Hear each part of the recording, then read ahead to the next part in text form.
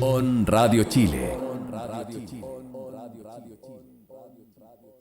Las opiniones vertidas en este programa son de exclusiva responsabilidad de quienes las emiten y no representan necesariamente el pensamiento de On Radio Chile. Ya comienza un nuevo capítulo de Agenda Global, donde cada semana nos encontramos con Eduardo Verdugo para comentar todo el acontecer político, tanto nacional como internacional, que forma parte de la palestra pública. Quédate con nosotros, ya comienza Agenda Global. Bienvenidos y bienvenidas a un nuevo programa de Agenda Global, el programa de discusión política de actualidad de On Radio Chile. Y hoy tenemos un nuevo invitado de lujo, al secretario general de la Democracia Cristiana, don David Morales Nordetti. Quiero comentarles justamente que David es actualmente secretario general del Partido Demócrata Cristiano, es egresado de Derecho de la Universidad de Chile, fue alcalde de la isla de Maipo entre el 2004 y el 2012 y fue gobernador también de la provincia de Talagante. Hoy día justamente queremos conversar con David Morales sobre lo que va a ser las elecciones de noviembre y lo probablemente la segunda vuelta de diciembre, así como van las encuestas, y cómo se ha gestado todo este trabajo desde el punto de vista del PDC y la candidatura de Yanna Proboste. Mi primera pregunta, hoy vamos entrando aquí al tema, es sobre cuál sería el análisis del PDC con respecto a esta elección que viene y cómo enfrentan ustedes como partido a las elecciones parlamentarias y de senadores. ¿Ah? Sí, bueno, en primer lugar, de más está decir que todo lo agitado que ha estado el panorama y nos hemos enfrentado de manera inédita a una serie de eventos electorales uno tras otro y demasiado comprimido en el calendario. La pandemia comprimió aún más el calendario. Por primera vez tuvimos un par de meses de diferencia entre las elecciones municipales, que además este año no solo fueron alcaldes y concejales, sino que además de manera inédita se agregó por primera vez la elección de gobernadores y gobernadoras regionales y, por cierto, la elección de los constituyentes. Y solo un par de meses después, y no un año después, viene la elección presidencial, la elección parlamentaria y de consejeros y consejeras regionales. Y por cierto que eso obliga a que los distintos partidos políticos estemos más preparados precisamente para poder tener un elenco. Nosotros en el caso particular de la Democracia Cristiana tuvimos más de 1.400 candidatos y candidatas a concejales y concejalas en el país. Tuvimos 117 candidaturas a alcaldía. Tuvimos 48 candidaturas constituyentes y al final, después del proceso de primaria, tuvimos 7 candidaturas a gobernaciones regionales. Entonces, la verdad es que la capacidad de trabajo, de buscar candidaturas, de movilizar al partido en todo el país, fue una tarea muy, muy compleja. Y por cierto, esa misma tarea tuvieron los demás partidos y las demás fuerzas políticas. Y ahora en esta elección de parlamentaria y presidencial y de core, tenemos 11 candidaturas al Senado, 42 candidaturas a la Cámara de Diputados y más de 228 candidaturas a consejeros y consejeras regionales. Es decir, el trabajo, la presión sobre los partidos políticos, solo desde el punto de vista administrativo, burocrático, es imaginable, ¿no es cierto?, con las cifras que te he dado, Eduardo, que es un tremendo trabajo. Ahora, si a eso le agregamos las consideraciones políticas de buscar los mejores y las mejores candidaturas, por cierto que hay un elemento más. Entonces ahí hay un tremendo desafío a propósito, y esto lo digo a propósito de todo lo que se ha hablado la última semana respecto a la lista del pueblo. En la mañana escuchaba hoy día en una radio amiga, escuchaba al Pato Zapata en el primer café, y hacía una reflexión respecto al tema de la lista del pueblo, pero no desde lo que escuchamos durante todo el fin de semana en los distintos programas de análisis político que hay en la televisión, sino que eran fundamentalmente desde la crítica, desde lo que no se debía hacer y de que rápidamente se habían transformado en grupos que tenían peores prácticas que los partidos políticos, pero él lo hacía desde una reflexión distinta, y yo también quiero tomar esa reflexión distinta y que tiene que ver con que por qué surge una lista del pueblo, por qué ¿por qué esta lista que es capaz además de constituirse, de agruparse y de elegir 27 constituyentes? Más allá que hoy día se hayan escindido algunos, pero hay una reflexión ahí que es mucho más de fondo y que tiene que ver con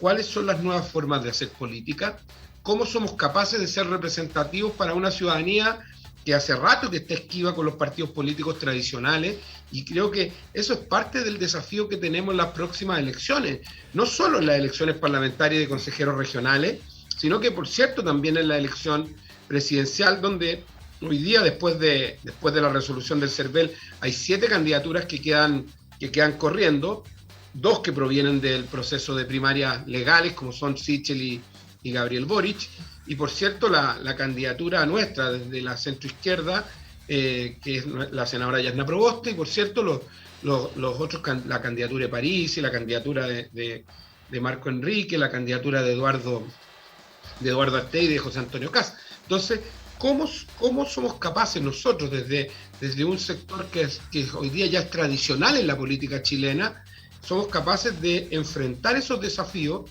de esas nuevas miradas y ser representativos de lo que la ciudadanía nos está demandando? Creo que ese es el gran desafío, más allá de dónde se ubica uno en el espectro electoral, porque eso ya entra en otra dinámica, en otro análisis que es bastante más técnico, y que, por cierto, tengo la impresión de que mucha de la ciudadanía que está empezando a votar por primera vez no saque esos cálculos. No, fíjate que yo quiero meterme en ese tema de la relación de la ciudadanía con el partido. Y una cosa que a mí me ha llamado la atención justamente dentro de lo que es el oficio del PS es que constantemente hay renuncias como rimbombantes que se publican. Se pierde una elección y renuncian. Y todo el mundo dice, bueno, hay una desafección con respecto a la ciudadanía de los partidos políticos, pero además uno dice, bueno, hay un quiebre entre la dirigencia política y lo que es también el tema de lo que es su base militante, base partidaria. Entonces ahí parece una trilogía, porque una cosa es obedecer también la lógica ciudadana, otro obedecer también lo que es la militancia política, y pareciera que la élite, justamente las clases dirigentes de los partidos, no escuchan ni a uno ni a otros. Dicen, porque uno va leyendo por ahí, escuchando ahí, que estas renuncias ocurren porque al fin dicen no se escuchan a las bases, que las bases no colocan nombres que después no los colocan en las listas. ¿Qué ocurre en esa discusión, que esa discusión a 3 bandas, donde dice la dirigencia del partido, lo que quiere la ciudadanía, y lo que plantea la militancia del partido? Mira, yo creo que tú estás tocando un punto que nosotros internamente lo hemos conversado muchas veces, y particularmente creo que es parte de la crisis de los partidos. En el caso nuestro particular de la democracia cristiana, que tú también lo conoces muy bien, yo creo que la gran dificultad que tenemos es que tenemos una militancia que es muy de centroizquierda, muy de centroizquierda, y tenemos un electorado que no es tan de centroizquierda, que es un electorado que tiene distintos componentes. Hay sectores del país donde tenemos un electorado rural, tradicional, heredero, hijo y nieto de la reforma agraria, y en otro lado tenemos un electorado un poco más conservador que está en la frontera con la centroderecha, y eso es una realidad. Entonces, muchas veces uno como dirigente del partido tiene que ser capaz de equilibrar estos dos mundos: nuestra militancia, que es muy de centroizquierda, y nuestro electorado, que no es tan de centroizquierda. Ahora, después del estallido, estas categorías yo creo que han ido variando, y el partido tiene que, en el fondo, ubicarse, a mi juicio, en precisamente lo que es su historia, lo que es su vocación, por qué surge a la vida política. Y yo sé que cuando uno habla con los cabros, esto es como prehistoria. De hecho, mi hijo mayor tiene 22 años y muchas veces me ha dicho: papá, pero tú estás hablando de esto como si hubiese ocurrido ayer. Y para mí, y yo, que soy hijo tuyo, que me he criado en una casa de un demócrata cristiano, obviamente que tengo una cultura política más desarrollada y una cultura partidaria más desarrollada, pero para mí, que tú me hables o para mis compañeros de universidad o de curso, que hablemos de Frei Montalva, sí, con todo lo transformador que fue el gobierno de Frei Montalva, es como hablar de Balmaceda. Opero y ¿cachai? reserva. O sea, en el fondo, y cuando me dijo eso, yo estoy hablando 2 años atrás, Sí. fue como un remesón y decir, chuta, ¿cómo vamos ayornando en el fondo nuestro mensaje? Y cómo también entendemos que muchas de las demandas que se enfrentaron en esa época están súper vigentes hoy día. Entonces, efectivamente hay una tensión ahí entre la clase dirigente, nuestros electores y por cierto, estas renuncias que yo creo que tienen 2 componentes. Sí. Hay un componente que es una renuncia genuina de aquellas personas que se sienten desplazadas, que no se sienten escuchadas y que al interior de los partidos muchas veces ocurre y uno también tiene que como dirigente hacer el mea culpa. Pero también hay renuncias que no son tan genuinas y que obedecen más bien a buscar la excusa para saltar a una posición política distinta y que es legítima, pero muchas veces se trata de adornar de un incumplimiento partidario para irse. O sea, yo creo que hay muchas personas que legítimamente están mirando hoy día la candidatura de Sichel, lo que están mirando la candidatura de Boric, y sobre todo en los partidos más de izquierda. En el caso nuestro no es tan fuerte, pero yo tengo la impresión, por ejemplo, que en el Partido Socialista hay ciertos militantes que están buscando la excusa para irse con Boric, porque es lo que quieren hacer, y es legítimo. Pero lo que no es legítimo, a mi juicio, es que golpeen al partido que los cobijó durante toda una vida para justificar una decisión política que es tremendamente legítima, pero que no son capaces de enfrentarla de esa manera. Creo que, por eso digo, hay 2 elementos.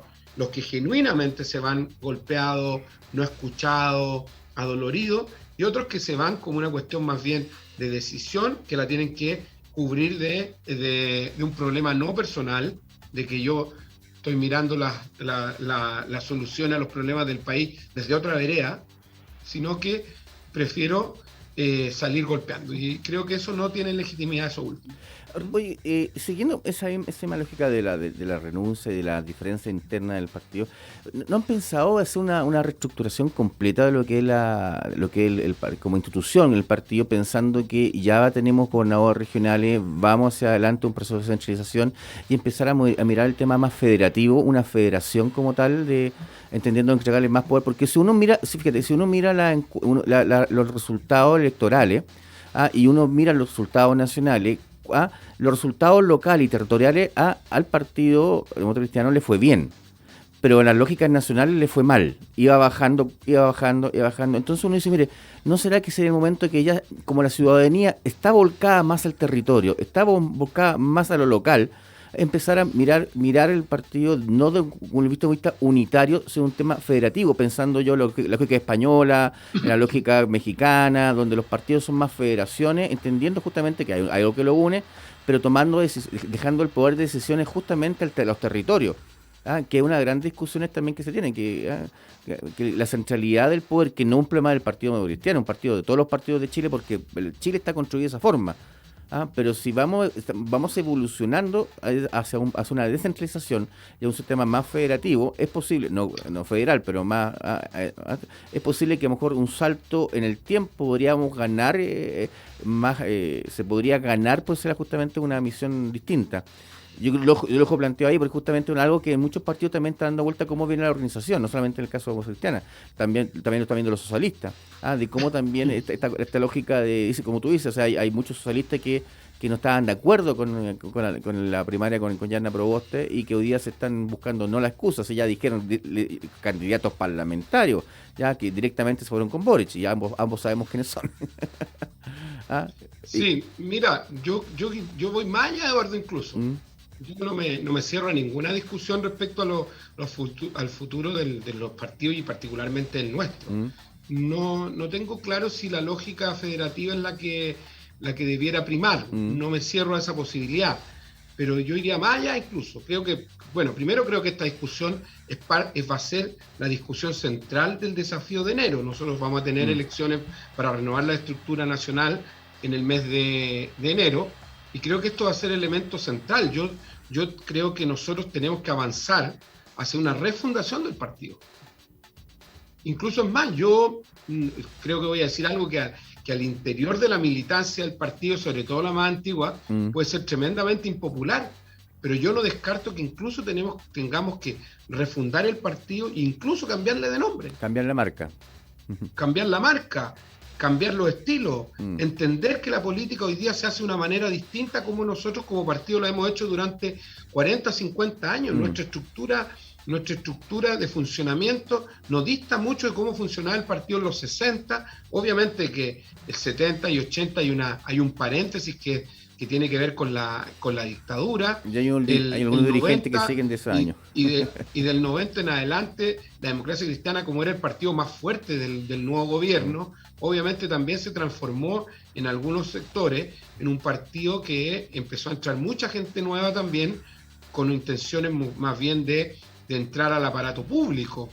Y eso también es una realidad. Entonces, yo te diría, yo creo que la forma en que funciona la democracia cristiana llegó a un momento en que esto tiene que cambiar. Tiene que cambiar porque creo que el país ha cambiado. Entonces, es como antinatura que un partido político que pretende representar los desafíos de Chile del futuro, en su funcionamiento interno no sea capaz de ayornarse también. Entonces, por eso te digo, la discusión central de la elección de enero del partido, tengo la impresión de que va a ser esta, que va a ser cómo la democracia cristiana enfrenta este nuevo desafío, cómo se transforma en un partido distinto, y yo creo que efectivamente vamos a tener que iniciar un proceso de refundación en el que ni siquiera descarte una cuestión tan central y tan relevante como es el nombre del partido. Entonces creo que hay que ir para allá, y dentro de eso obviamente se va a dar la discusión de si necesitamos un partido federativo, no federativo, porque además eso también tiene que ver con hacia dónde avance la convención constitucional. Sin duda. Cómo va a avanzar la propuesta. O sea, estábamos el otro día en una discusión en otro medio de comunicación respecto al tema de los senadores. ¿Por qué? Porque hay mucho constituyente que ha manifestado en distintos círculos que son partidarios de generar un Congreso unicameral. Sí, hay mucha por ejemplo. Sí, sin duda. Entonces, ¿cuáles van a ser las atribuciones? ¿Cuál va a ser? ¿Vamos a tener un Estado unitario? El otro día había toda una discusión respecto al hecho de que algunos estaban planteando que había que eliminar el concepto de república de la definición del país. Entonces, obviamente que algunos prefieren dar una discusión más técnica, más semántica, y otros que creemos que hay que dar una discusión más bien de fondo y que tiene que ver con los elementos que componen una u otra definición. Entonces, y los partidos políticos van a terminar siendo espejo de esas definiciones también. Por lo tanto, hay que seguir ese proceso con mucha cercanía, sin duda, y mucha dedicación. Sin duda, David. Y no quería adelantarme a la discusión de la Convención Constituyente, que es lo que queremos conversar en el último bloque. David, ya pasando a un segundo bloque de conversación, nos gustaría que viéramos y nos comentara, bueno, la candidatura de la senadora Yanna Proboste. Y algo que comúnmente los auditores se preguntan es, bueno, ¿cuál es la gran diferencia entre Proboste y Boric? Porque todo el mundo dice que son son de centro izquierda o de izquierda, pero bueno, ¿por qué tendrían que votar por uno o por otro? Esa es la pregunta de la mayoría de la gente que vota al lado centro izquierda o izquierda. Sí, eso va a ser parte del gran debate que vamos a tener en los próximos meses, y creo que efectivamente hay diferencias, o sea, en el fondo, no solo desde el punto de vista de lo que representa esta tradición socialdemócrata y social cristiana que representó en su momento la Concertación, que representó en algunos aspectos también la nueva mayoría y que ha representado la unidad constituyente, versus una tradición que no está tan clara, donde hay una mezcla de socialdemocracia, marxismo, y posiciones un poquito más extremas. Me refiero más que a lo que representa el propio Gabriel Boric, lo que representa su coalición, a Prueba de Dignidad, donde hay un poquito de todo hacia la izquierda. Y creo que también tiene que ver con los desafíos que enfrenta el país en el próximo tiempo. Los desafíos que enfrenta el país, no solo hacer cambios profundos, que incluso si uno escucha las tres principales candidaturas, incluso la de Sichel, también se plantean, más allá de si uno les cree o no les cree, en el caso mío particular respecto a lo que plantea Sebastián Sichel, pero también tiene que ver con esta capacidad de asegurar estos cambios profundos en un clima también de gobernabilidad. Y creo que esa es la gran diferencia que representa la candidatura de Jasna Proboste versus la candidatura de Gabriel Boric. Es decir, la capacidad también de enfrentar los cambios, los desafíos que vienen desde la experiencia que Jasna tiene, sobre todo como parlamentaria, pero también como dirigente política, versus la experiencia que puede tener el mismo Gabriel Boric para enfrentar estas situaciones. Vamos a enfrentar durante el próximo tiempo no solo situaciones complejas desde el punto de vista económico. Ayer escuchaba los distintos debates respecto a qué va a ocurrir en el país a partir de marzo cuando las ayudas que se han estado entregando empiecen a disminuir porque el país se normaliza desde el punto de vista del funcionamiento y desde el punto de vista de la pandemia. También cómo se va a dar conducción al trabajo con la Convención Constitucional, porque vamos a tener un proceso de una especie de interregno que es la instalación de la nueva institucionalidad a partir de la aprobación de un nuevo texto constitucional, y eso no va a ocurrir en 2, 3, 4 años más, sino que va a ocurrir durante el próximo año 2022. Y creo que desde ese punto de vista Jasna Proboste ofrece mayores garantías para enfrentar estos desafíos que vienen, y eso es parte del debate que es central que vamos a tener. El otro día conversaba con un grupo de personas y me decían, oye, Sebastián Sichel salió a enfrentar a los parlamentarios por un eventual cuarto retiro, a los parlamentarios de su coalición. El otro día salió a enfrentar a la policía con respecto a los temas de la Araucanía. Yo le decía, bueno, es parte de una estrategia de campaña. ¿Por qué? Porque al haber dos candidatos jóvenes o relativamente jóvenes frente a la tradición de los últimos 30 años o más, ¿no es cierto?, de las candidaturas con más experiencia, obviamente que tienen que mandar un mensaje de gobernabilidad, de agarrar como imagen de presidente o de presidenta en este caso. Y por cierto que Jasna desde ese punto de vista tiene un ramo que ya lo aprobó, que tiene que ver con esta capacidad desde la presidencia del Senado de enfrentar situaciones y encabezar procesos, cosa que ni Sichel ni Boric han enfrentado. Y por cierto que eso yo creo que va a ser elemento central del debate en el próximo tiempo, Eduardo. Fíjate que un analista, comentamos, un académico, conversamos, y me decía, resulta curioso que hoy día los dos máximos contrincantes de lo que ve la unidad constituyente sean engendros de lo que fue la unidad constituyente o la nueva mayoría. Uno que pasó por el partido cristiano Sebastián Sichel y otro que es hijo del sistema de la concertación. Entonces, y eso ocurre, me decía, básicamente porque demostró que la concertación en un momento dado y la nueva mayoría no tuvo tiraje con el liderazgo. O se equivocó justamente dónde buscar los liderazgos. ¿Tú compartes ese análisis de por qué hoy día se enfrenta a un Boric y a un Sichel que parecen que salieron de la misma camada? Es que, mira, precisamente ayer en una entrevista, ya no me acuerdo si fue a la entrevista que se le hizo en la tercera a la Jimena Rincón como presidenta del Senado, o a Jasna como candidata presidencial, pero ahí fue, y se plantea, a propósito de lo que tú estás diciendo, que en el fondo la definición en el próximo tiempo va a ser entre una candidatura de la democracia cristiana como Jasna Proboste, que va más allá, pero una demócrata cristiana, un ex DC como Sebastián Sichel y un hijo de DC como Gabriel Boric. Entonces eso da cuenta más allá del chauvinismo partidario que uno dice, bueno, no estamos tan muertos parece. Yo creo que tiene que dar cuenta de una discusión que es un poquito más profunda que eso, porque claro, lo fácil sería, oye, parece que la DC no está tan muerta si una DC, un ex DC y un hijo de DC son los que compiten, porque puede ser peor para el partido incluso, porque creo que nosotros en este espacio y en este momento estamos ganando la guerra cultural, que es precisamente desde qué idea se construye el Chile del futuro, y en eso creo que nuestras ideas, nuestros principios están más vigentes que nunca.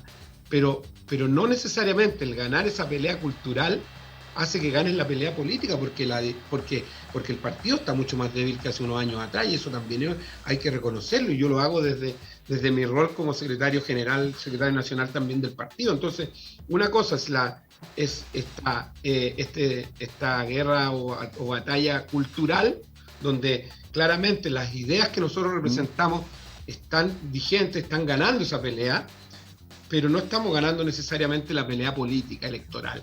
Entonces, creo que ahí hay un elemento primero central de discusión. ¿Por qué la respuesta en el fondo, al Chile de hoy, al Chile post-estallido, post-pandemia? ¿Por qué también, Eduardo, hago el énfasis en la pandemia? Porque creo que lo que está ocurriendo en Chile sin pandemia no sería igual. Porque creo que la pandemia lo que hizo, desde el punto de vista económico, social y político, fue visibilizar todas las fracturas que el estallido social puso sobre la mesa. Exacto. El estallido social se produce porque hay fracturas profundas, desigualdades y una serie de otros elementos que probablemente los sociólogos lo pueden explicar mucho mejor que yo. Pero inmediatamente después de eso viene la pandemia. Y la pandemia muestra esas diferencias. Demuestra efectivamente lo desigual que es el país. Aquellas personas que pueden atenderse en una clínica privada tenían mayores posibilidades de sobrevivencia que aquellas que llegaban a un hospital público, más allá de todo lo que se hizo y todo lo que se avanzó en la cantidad de camas, en los ventiladores, en todo lo que se hizo, que hay muchas de esas cosas que se hicieron de buena manera en el último tiempo. Bueno, pero la pandemia visibiliza el acceso a la ayuda del Estado, la cantidad de personas desempleadas, todas las familias de clase media que perdieron el empleo y que pasaron de tener una situación bastante cómoda, con un sueldo que les permitía pagar el colegio de los hijos, pagar la universidad, pagar el crédito del auto, el crédito hipotecario, y en el fondo sobrevivir, y después de 2 meses o 3 meses sin pega, no tenían por dónde a qué echarle mano, y así es como surge el primero, segundo y tercer retiro de la AFP también, que al final la respuesta viene con los propios recursos de los trabajadores y de las personas y no del Estado. Entonces ese desafío que está ahí inserto, uno puede empezar a pensar por qué el próximo o la próxima presidenta va a ser alguien que represente este mundo. O sea, no es Sebastián Sichel el genuino representante de la derecha, más allá de sus vínculos con la derecha económica y con el piñerismo, porque a esta altura esa pregunta es puntual. Mira, sabe, David, porque una cosa que a mí me llama la atención es que ante la pésima evaluación que tiene el gobierno de Piñera, que hay que decirlo, y que por donde se le mire, ¿tá? Hoy día tenga la capacidad el piñerismo como tal y los empresarios como tal de colocar un nombre como Sichel en la papeleta. Un nombre como Sichel en la papeleta que tiene probabilidades de ganar, porque están parejos hoy día. Entonces, ¿cómo es posible que con todo lo que tú planteas, que algo que es sabido, que es reconocido, a nivel de fracturas que hay, lo que hay el tema de pandemia, hay un discurso en el cual hay un relato, obviamente, que es anti-hoy, que gran parte del problema en la derecha, ellos tengan la posibilidad y la probabilidad de volver a la moneda? ¿A qué se debe eso? Yo creo que un poco para allá, Eduardo, creo que efectivamente la primaria legal, que lamentablemente nosotros no estuvimos presentes, y creo que fue un tremendo error político y electoral también, lo que demuestra, primero, cuando a propósito de lo que hablábamos en off delante de las encuestas, cuando van más de 3 millones de personas a votar, eso ya no es un pequeño muestreo, es prácticamente la mitad de las personas que en el país votan, que fueron a votar en la elección. Por lo tanto, no es cosa que uno se imagine por dónde va a ir la respuesta de la ciudadanía, sino que la respuesta ya la entregó. O sea, te entregó un adelanto, es como un avance, el avance de la próxima temporada, porque te dicen, ¿sabe qué? Entre Sichel y Lavín, prefiero a Sichel. Entre Boric y Jadwe, prefiero a Boric. Es decir, la respuesta va por un camino mucho más moderado y no de los extremos. Si la respuesta hubiese sido ganó Lavín y ganó Jadwe con la misma cantidad de electores, es decir, con casi la mitad de los votantes del país participando de una primaria, uno podría decir, ¿saben qué? Este país está absolutamente polarizado y Dios nos pille confesados. Hoy día lo que nos dice esa mitad, casi mitad de los electores, ¿saben qué? Queremos una respuesta con tranquilidad, moderada, que busque acuerdos.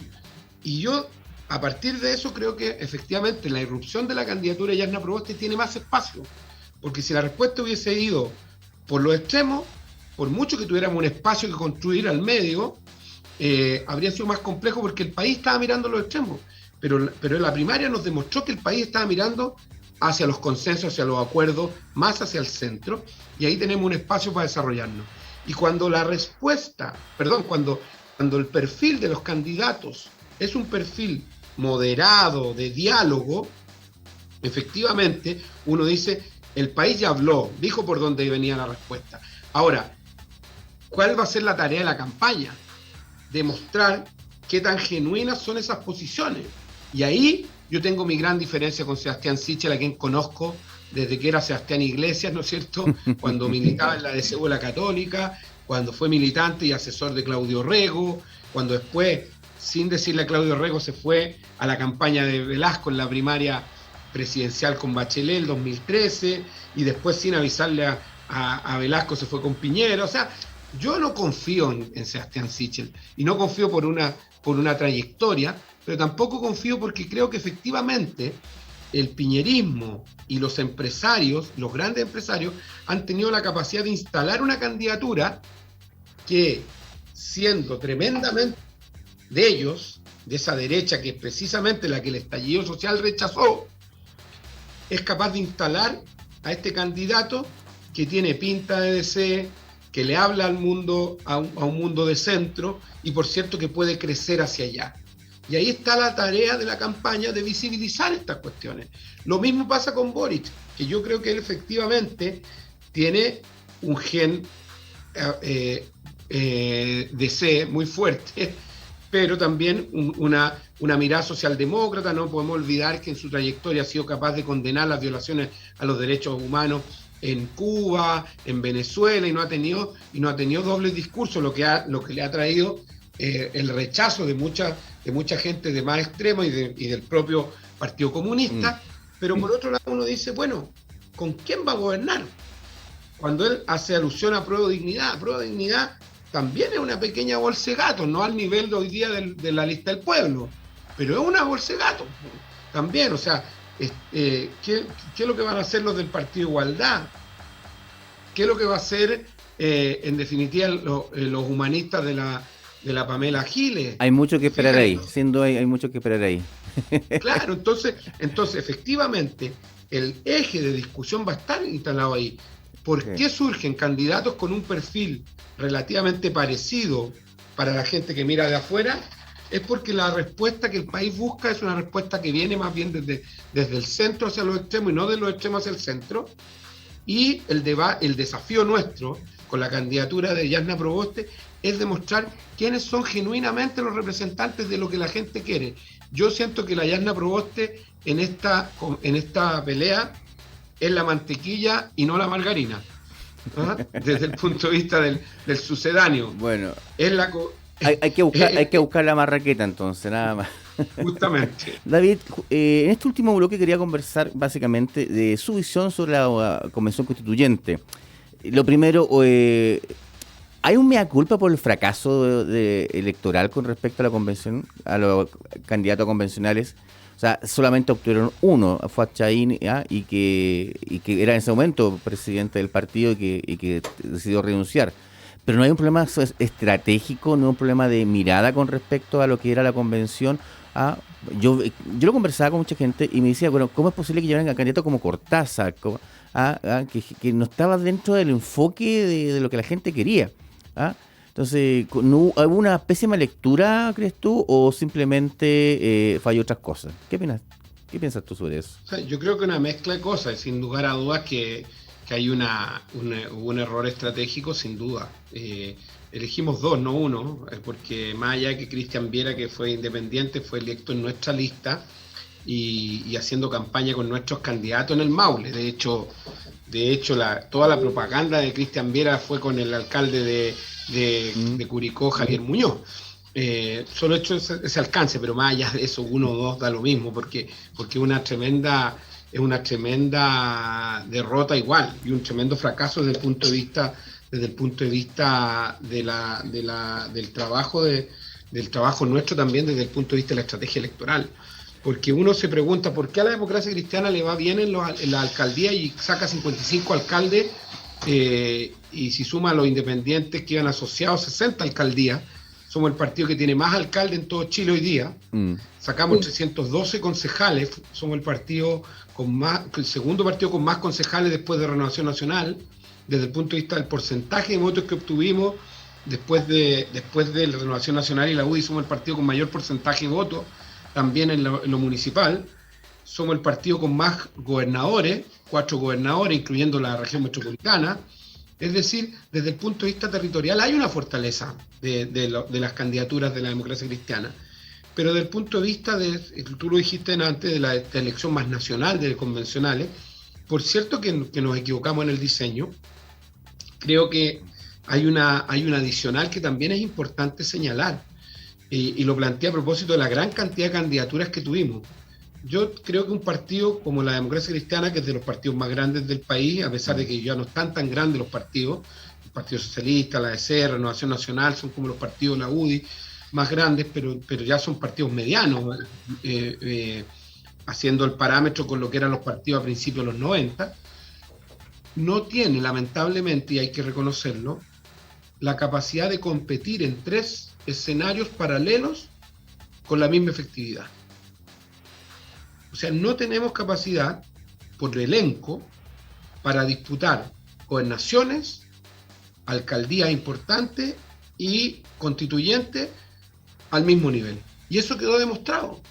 Y el trabajo de las gobernaciones que surgen a partir, las candidaturas que surgen a partir de primarias en las 16 regiones del país de unidad constituyente.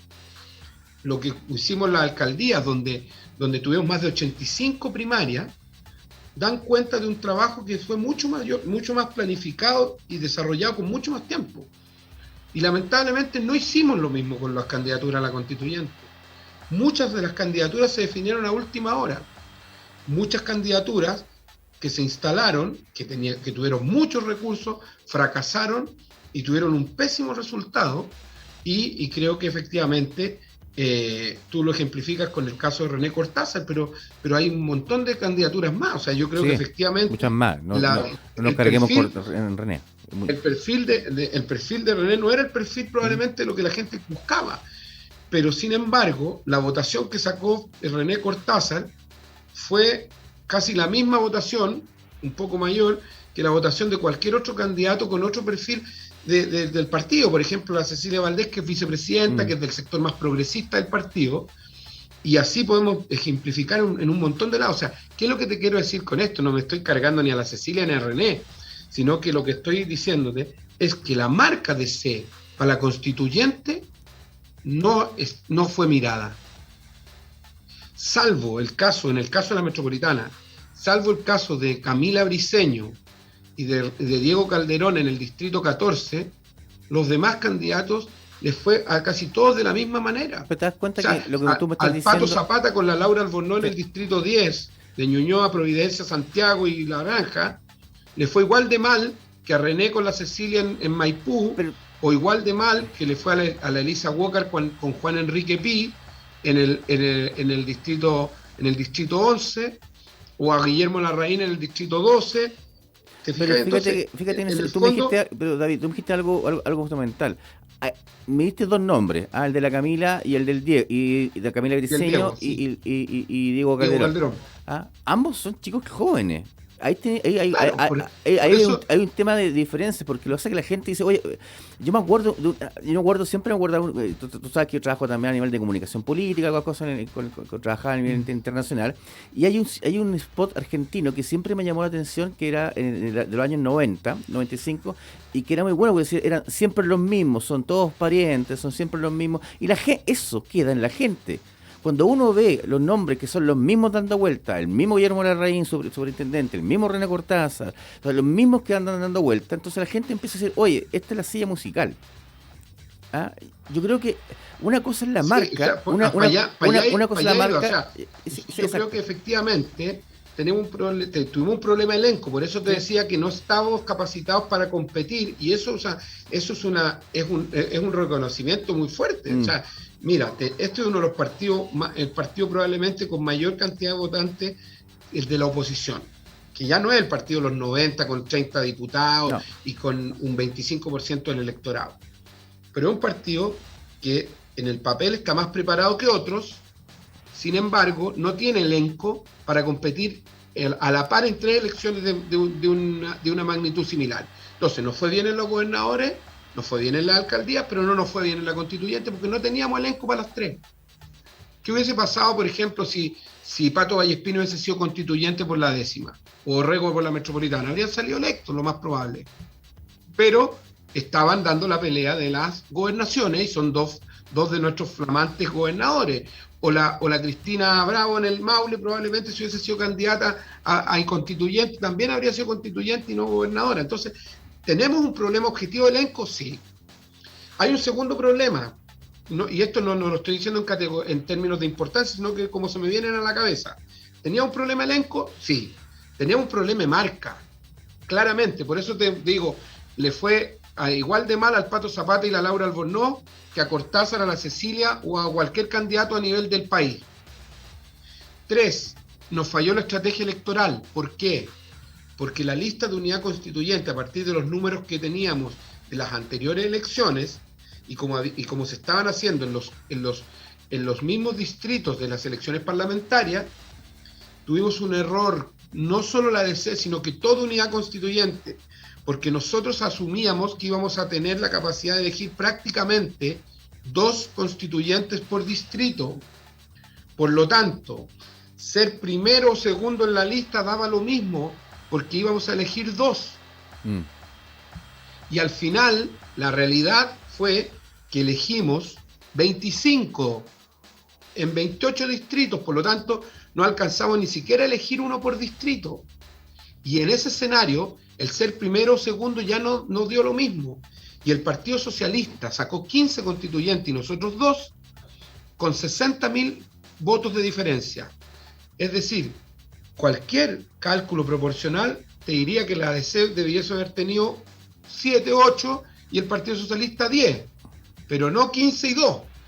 ¿Qué es lo que ocurrió? Que en cada distrito donde el Partido Socialista eligió, salvo excepciones, en la gran mayoría nos ganó por 1 punto, por 1.000 votos. En el caso de Arica, por ejemplo, nuestro constituyente sacó 150 votos menos que el constituyente que salió electo en la lista, que fue del Partido Liberal. Y así, en la región de Coquimbo sacó 1.000 votos menos la suma de nuestros 2 candidatos, sacaron 1.000 votos menos que la suma de los 2 candidatos socialistas, y uno podría, salvo el distrito 10, que la diferencia entre Baradit y el Pato Zapata y la Laura fue muchísimo, o en el distrito 13, que la diferencia entre la Malucha Pinto y Seguel fue también grande. En los demás distritos fueron pequeñas diferencias, y ahí un error de cálculo. Entonces, ¿tenemos un problema de elenco? Sí. ¿Tenemos un problema de marca? También. Y eso que ha demostrado que le va tan mal a un René Cortázar como a una Cecilia Valdés, que representan en el partido cuestiones absolutamente distintas. Es decir, no era una cuestión de cuál tenía un discurso más progre. Ahora, sí hay un elemento que tú lo tocaste, que es que si hubiésemos puesto candidatos con un perfil más joven, nos podría haber ido mejor. Y ahí hay un error también estratégico nuestro. La Camila Briceño hoy día es candidata a diputada por el mismo distrito 14, que conforma las provincias de Maipo, Talagante y Melipilla. Ese distrito es el distrito probablemente más DC de todo el país, no por votación, sino que por lo cultural que hablábamos delante. ¿Por qué? Porque ahí es donde nace la reforma agraria, es el Santiago rural, y la Camila va ahí. Diego lamentablemente no aceptó ser candidato nuevamente, y ella va acompañada de un candidato independiente en ese distrito. ¿Por qué? Porque hay una posibilidad, hay un caudal, hay una mirada, hay un aprendizaje de cómo tenemos que presentar también nuestras candidaturas. Va en nuestra lista hoy día en el distrito 10 una dirigente social de la población Yungay de la Granja, Rosa Valenzuela, como candidata a diputada, que representa una cosa distinta, que ha sido dirigente de las Ollas Comunes, de la Granja y de San Joaquín. Estamos tratando de poner algún elenco joven, en Magallanes va una candidata de la JC también, la Camila, que es una candidata joven, el compañero de lista que va con ella también, en el distrito 13, que es San Miguel, San Ramón, La Cisterna, va Lorenzo Bascuñán, que es un abogado joven, que fue dirigente de la juventud, que es dirigente de los campamentos, que es un cabro salesiano, que en el fondo apunta a otro perfil. En el distrito 11, hoy día llevamos al Nico Preuss, que fue candidato a alcalde en Las Condes, pero también fue el concejal más joven del país, de la DC, hace 2 periodos atrás, cuando fue concejal de La Reina. Entonces, en el fondo también creo que estamos asumiendo ese aprendizaje de esos errores que cometimos. Lo hicimos muy bien en los gobernadores y los alcaldes y alcaldías, sí. Lo hicimos muy mal en la constituyente porque nos equivocamos en todo, nos equivocamos en el elenco, nos equivocamos en relevar la marca, y nos equivocamos, por cierto, también como comunidad constituyente en este cálculo de cuántas candidaturas podíamos tener electas por distrito. David, te quiero agradecer ya por tu presencia, ya a la hora de cerrar el programa. Así que, oye, muy entretenida la conversación y queda mucho paño por cortar, como dicen por ahí. Hay muchas cosas que analizar hacia futuro. Así que te agradezco nuevamente por estar con nosotros aquí en Agenda Global por On Radio Chile. Y te dejo invitado hacia el futuro, un nuevo programa para que estés con nosotros. Oye, no, Eduardo, muchas gracias primero por la invitación. Mandarle un gran saludo a las personas que nos están viendo. Y por cierto, a disposición. Creo que es muy importante este tipo de programas de conversación política, porque permiten también contarle a la gente qué es lo que estamos. Exacto. Que muchas veces hay decisiones que no se entienden, que no se explican por sí mismas, y por cierto que creo que es importante. Y sobre todo esta última parte también que tiene que ver con hacer un mea culpa, con asumir las responsabilidades. Las responsabilidades políticas también se asumen. FAD lo hizo desde el punto de vista de la renuncia. Es tan comprimido el calendario que al final hubo un acuerdo entre nosotros de decir, bueno, hay que asumir la responsabilidad política, nos vamos todos, pero el que da el despelote, imagínate el proceso de inscripción y todo. De hecho, por eso doña Carmen estuvo disponible a asumir el desafío y nosotros a quedarlo acompañando, pero también se fijó la elección inmediatamente para reemplazar la mesa una vez que terminen todos los eventos electorales también. Ok, David, te damos las gracias por estar aquí con nosotros, y a quienes nos siguen en On Radio Chile le damos las gracias por estar con nosotros nuevamente hoy día lunes, y dejar los invitados para el próximo lunes con otro invitado y conversar sobre política y actualidad. Muchas gracias y hasta la próxima. Hasta aquí llegamos con Agenda Global. Si te perdiste el estreno de Agenda Global, no te preocupes. Este miércoles a las 10 de la mañana podrás escuchar su repetición para mantenerte al tanto de toda la actualidad política, nacional e internacional. ¡Hasta la próxima!